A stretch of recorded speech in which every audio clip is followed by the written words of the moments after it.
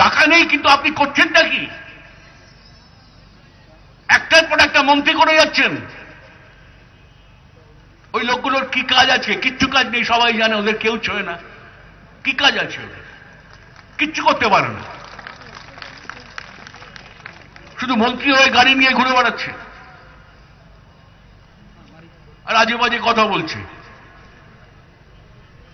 আর এও আমরা দেখিনি, এত উৎসব, উৎসব ভালো, কিন্তু খেতে পড়তে পারছি না, টাকা নেই, উৎসব করে বেড়াচ্ছেন। আর ওই দেখবেন ছবি, বাবা, খবরের কাগজের দিকে তাকান, রাস্তাঘাটে যান, এত বড় বড় ছবি, এত বড় বড় ছবি। মনে রাখবেন, এই ছবিটা কার টাকায় হচ্ছে? সরকারের টাকা, মানে আপনাদের টাকা। আপনাদের টাকায় ছবি টাঙানো হচ্ছে একজনের, এত বড় হচ্ছে, 10 ফুট ছবি। কি হচ্ছে? আপনারা কৈফিয়ত চাইবেন না?